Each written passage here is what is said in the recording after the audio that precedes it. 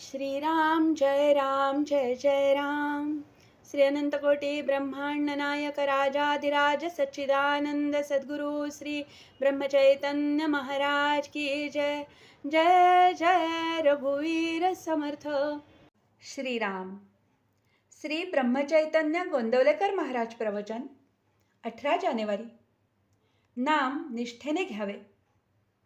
नाम निष्ठेने घेणे म्हणजे काय, तर आपल्या गुरुने किंवा ज्याच्याबद्दल आपली पूज्य भावना असते अशा व्यक्तीने सांगितले म्हणून घेणे. अशा श्रद्धेने नाम घेणाऱ्याच्या मनात शंका येत नाही. ही स्थिती फार भाग्याची पण तितकीच दुर्मिळ. निष्ठेने नाम घेणे म्हणजे शंकारहित नाम घेणे. शंका अनेक तऱ्हेच्या असतात. नाम घेताना भगवंताकडे लक्ष नसले तर त्या नामाचा उपयोग आहे की नाही, नाम घेताना बैठक कोणती असावी, दृष्टी कशी असावी, शुचिरभूतपणेच नाम घ्यावे किंवा कसे, अशा तऱ्हेच्या अनेक शंका मनात येतात. थोडक्यात असे म्हणता येईल की आपण जे नाम घेतो ते भगवंतापर्यंत पोहोचते की नाही, ह्या एका शंकेत सर्व शंकांचा समावेश होतो. भगवंत आणि त्याचे नाम एकरूपच असल्याने त्या दोहोंच्या आड काहीच येऊ शकत नाही. एखाद्या व्यक्तीच्या पाठीमागून आपण चाललो असताना आपल्या तोंडून त्याचे नाव उच्चारले गेले तर तो लगेच मागे वळून बघतो. ही जर मनुष्याची स्थिती, तर भगवंताच्या बाबतीत त्याचे नाव त्याच्यापर्यंत पोहोचत नाही हे कसे शक्य आहे.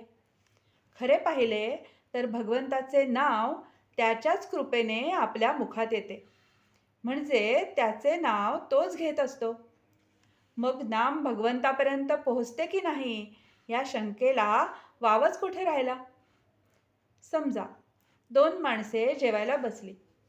त्यातल्या एकाच्या मनात काही विचार घोळत असून त्याचे जेवणाकडे लक्ष नव्हते, पण हाताने तोंडात एक एक घास घालण्याचे काम चालू होते. दुसरा इसम मात्र लक्षपूर्वक जेवण जेवित होता. दोघेही जेवून उठले. ह्यात उपाशी कोण राहिला. दोघांचीही पोटे भरलीच. तसे नाम घेतल्यानंतर त्याचा उपयोग झाला नाही असे कसे होईल. समजा आपण परगावच्या एका अनोळखी इसमाला पत्र लिहून त्याला बोलावले. तो आला आणि त्याने सांगितले की तुम्ही ज्याला पत्र पाठवले तोच मी. तर त्याच्या वचनावर विश्वास ठेवून आपण त्याला जवळ करतो. तसे भगवंताने सांगितले आहे की जेथे माझे नाम तेथे मी पुरुषोत्तम. तर मग या वचनावर विश्वास ठेवून नाम घ्यावे आणि त्यातच त्याला पाहावे असे का करता येऊ नये. हीच श्रद्धा. आपण ज्याचे पोटी जन्माला आलो त्याचेच नाव आपण आपल्या नावापुढे लावतो. तसे भगवंताच्या बाबतीत करावे. त्याचेच नावाने जगावे. म्हणजे माझा सर्व करता रक्षिता तो एकच असून त्याच्याशिवाय माझे या जगात दुसरे कोणीही नाही या भावनेने राहावे. असा जो भगवंताचा होतो त्याचे महत्त्व भगवंत स्वतःहीपेक्षा जास्त वाढवतो. आजचे बोधवचन. नामाने भगवंताची प्राप्ती होणार ही खात्री असावी. अशा नामालाच निष्ठेचे नाम असे म्हणतात.